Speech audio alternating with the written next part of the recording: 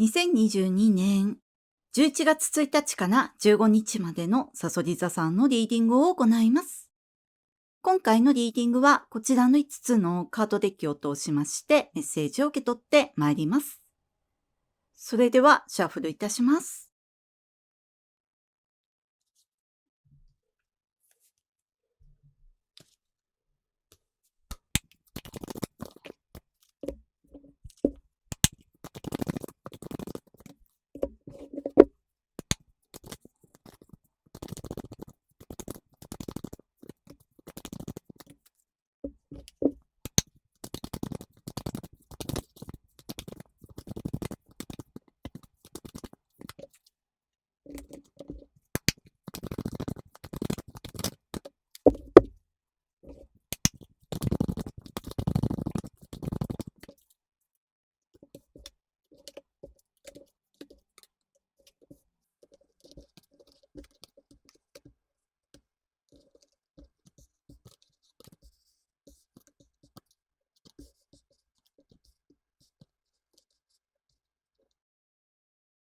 11月1日から15日までのさそり座さんのリーディングを行います。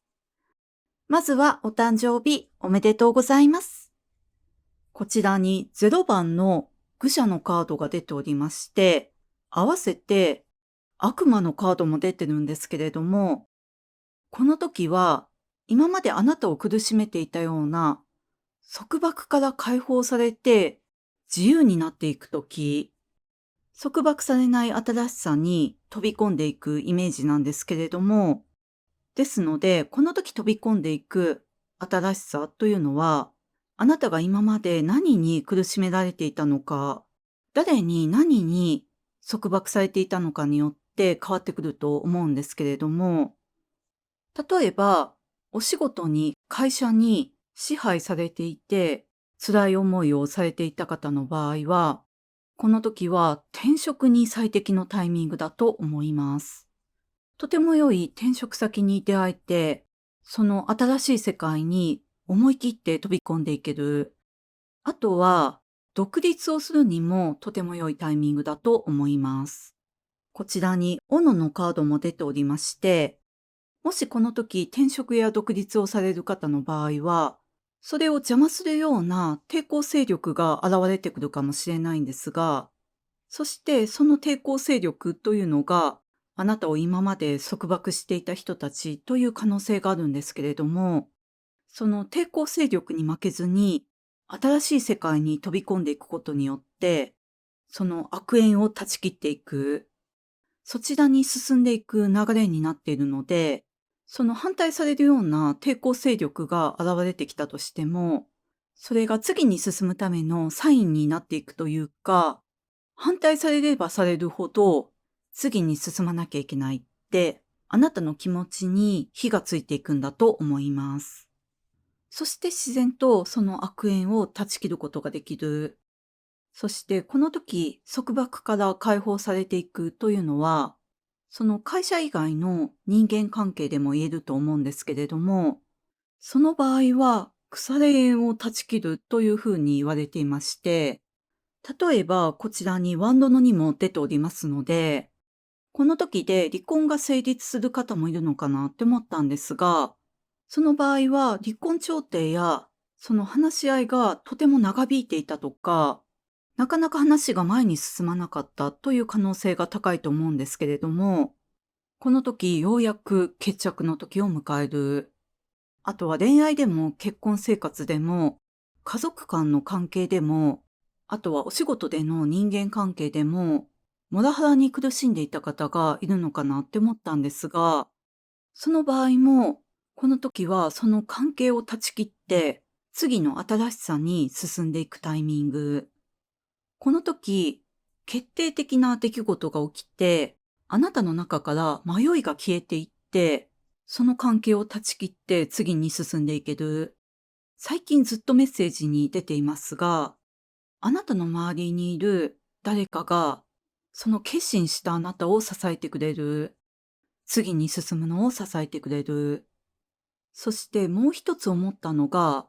ちょうどお誕生日の時期ということで、健康診断を受けられる方多いと思うんですけれども、その結果があまり良くない方がいるのかなって思ったんですが、そのあまり良くない結果を受けて、新しい生活習慣、食習慣に飛び込んでいく。この時ですと、あなたにぴったりの運動や食事法に出会える。こんなに楽しかったんだって思えるようなもの、こんなに美味しかったんだって思えるようなもの、あなたが無邪気に楽しめるようなもの。ですので、その場合は、束縛していたのはあなた自身とも言えるんですが、どうしても運動は苦手だとか、そういう自分で自分を束縛していたような固定観念から解放されることによって、新しい自分になっていく。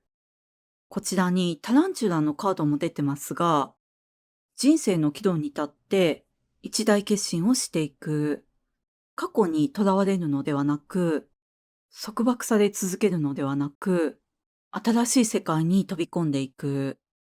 こちらに耳のカードも出ておりまして、このグッドニュースというのは、あなたが新しい世界に飛び込んでいくためのグッドニュースでもあり、新しい世界に入った後も、とても良いお知らせが入ってくるという意味でもあって、例えば、転職先が決まるなど、新しいお仕事が決まるというグッドニュース、離婚が成立するというグッドニュース、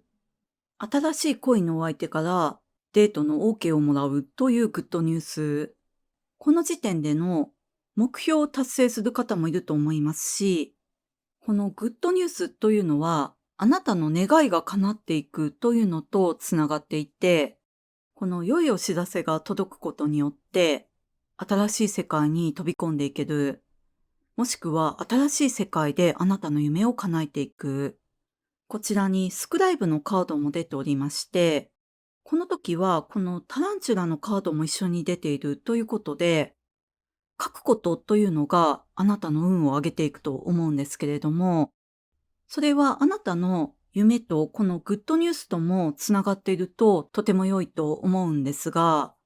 例えば小説を書く、論文を書くなど、何かを書いて、そしてどこかに誰かに提出をして、朗報を待っていた方の場合は、この時はあなたの夢を叶えていくような、とても良いお知らせを受け取っていく。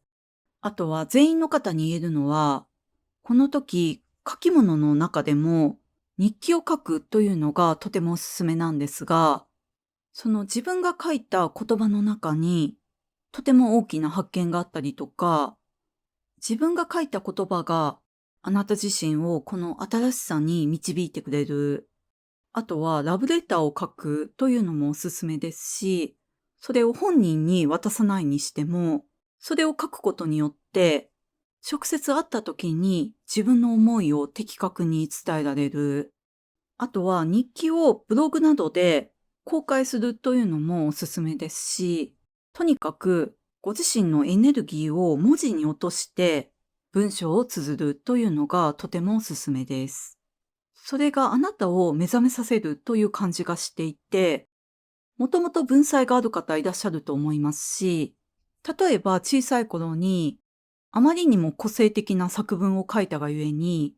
頭が固くて心の狭い先生に全否定されてしまったがゆえに、それ以来文章を書くのが苦手というふうに自分の才能を束縛してきた方もいるんじゃないかなって思ったんですが、その場合もこの時日記から始めてみることによってご自身の文才に気づいていく。ですのでこの時からこの全く新しい世界に飛び込むというのは、小説を書き始める方もいるのかなって思います。それがあなたの人生の分岐点になっていく。この時のおすすめは、日記に代表されるように、何か形にしようと思わずに、とにかく自分のエネルギーを、自分の思いを言葉に落としていく。言葉に辛い思いとか、新しさに対する不安とか、新しいものに対する希望、あなたの今の思いを今の言葉で書き綴っていく。言葉で自分自身のエネルギーを解放していくことによって、自分自身を自然と解放できる方もいると思います。この時は、この書くということもそうなんですが、本能のままに進むというのがおすすめで、誰かに見られることを前提にして書くというよりも、誰かの目を気にして行動するというよりも、本能のままに進んでいく。どんな抵抗勢力が現れても、あなたが束縛から解放される方に全体のエネルギーが流れているので、あなたが本能のままに進んでいくことによって、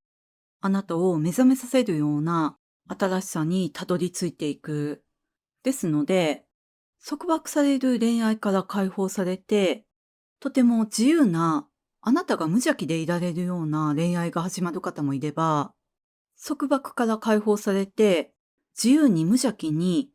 自分の才能を発揮できる世界に巡り合う方もいると思いますし、この束縛からの解放というのは、先ほど作文の例で申し上げましたように、小さい頃の傷が原因だったりとか、長年にわたっていた方もいるかもしれないんですが、この時はその呪縛から解放されて、あなたが無邪気に楽しめる世界に飛び込んでいくタイミング、その新しさというのは可能性に満ちていて、あなたが何歳であっても始めるのに遅すぎることはないって言われていますので、ご自身の直感を信じて本能の赴くままにこの新しい世界に飛び込んでいただきたいなと思いました。それでは11月1日から15日までのさそり座さんのリーディング以上でございます。ご視聴いただきましてありがとうございました。